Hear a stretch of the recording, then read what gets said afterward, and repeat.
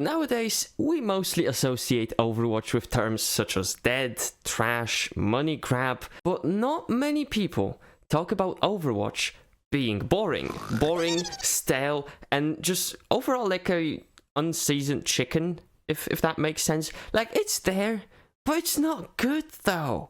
Like, you will eat it, but it's still pain and misery. And unfortunately, Overwatch being boring and monotone doesn't have one single issue behind it. It isn't just one single factor that makes the game boring. I'm looking at you counter swapping. It's a lot. It is truly a lot. So here in this video, I want to share with you some of my personal takes, as well as what the numbers say, what the community says, you know, the facts and my bias. So first and foremost, I need to clarify a few things. This video only affects the casual player base, because if you've seen any pro game, like, that shit's so different, bro. That shit is so different. There's no counter swapping.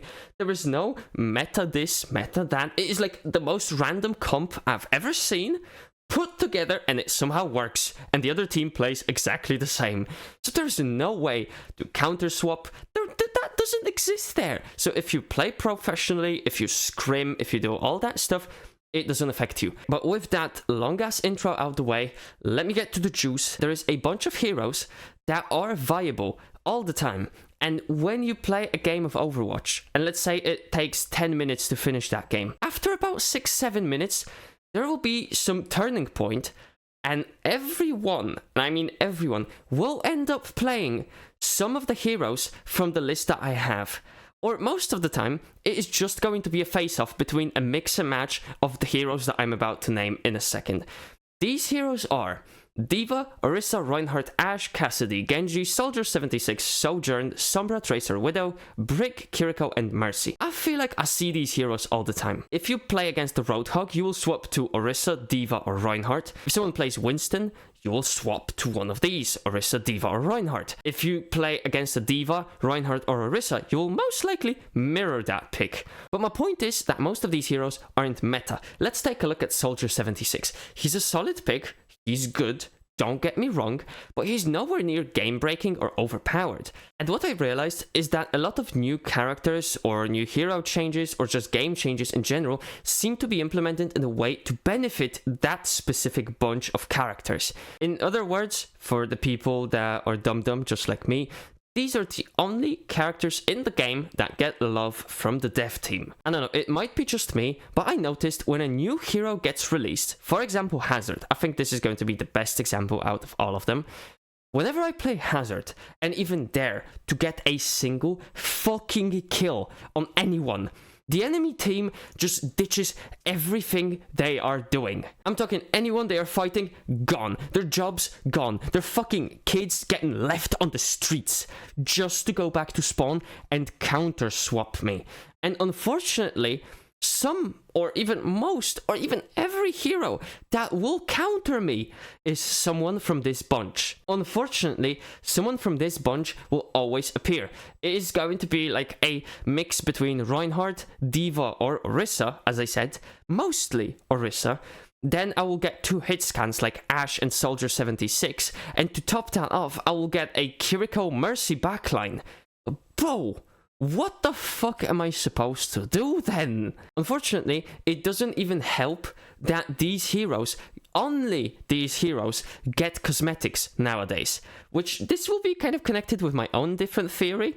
But let me get back to the cosmetics. Have you realized that Kiriko is in every event?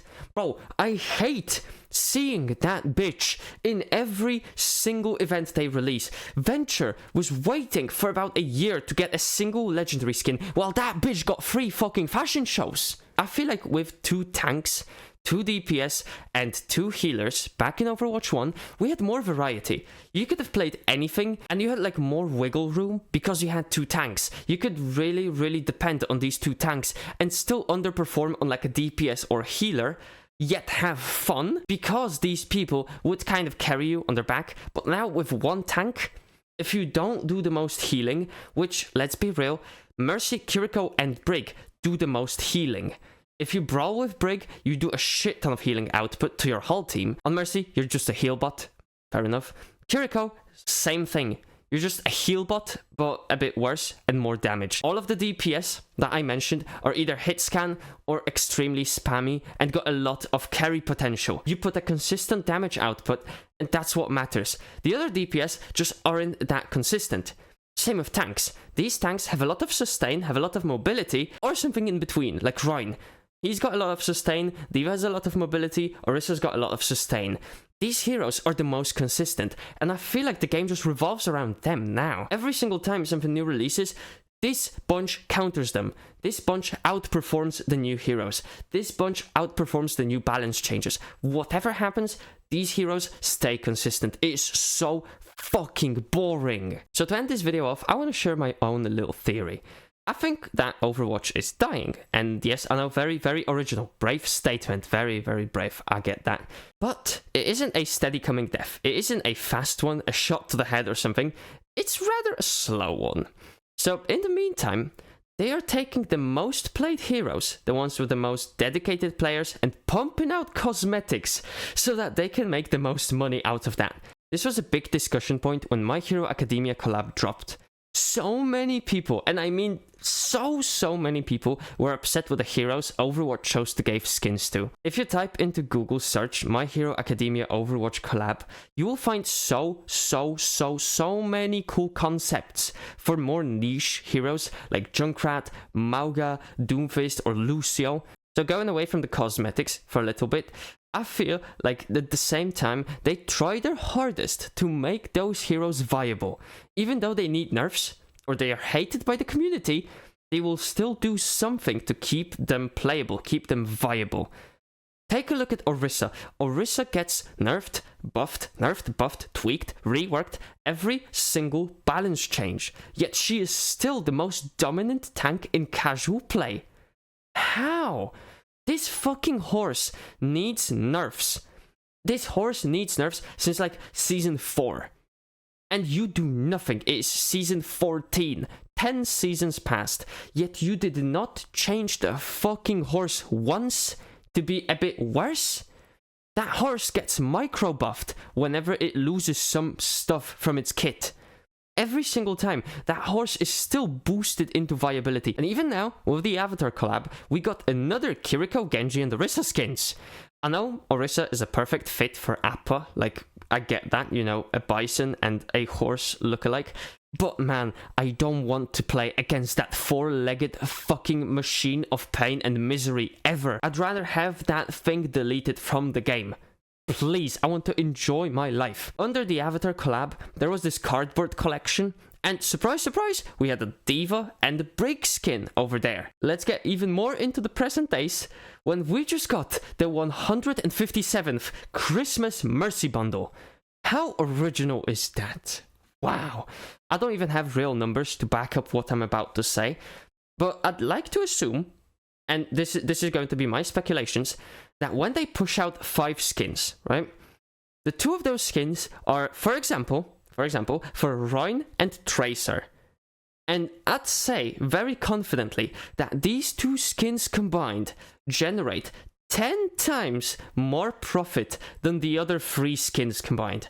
I'm just saying, like, if you pump out skins for the popular heroes that we got, even though they are not meta, they are not nothing, they've got the most dedicated mains. They will buy that shit. That's why they include them all the time. Reinhardt is such a weird thing for me. They are trying so hard to include him in everything because he's the poster boy.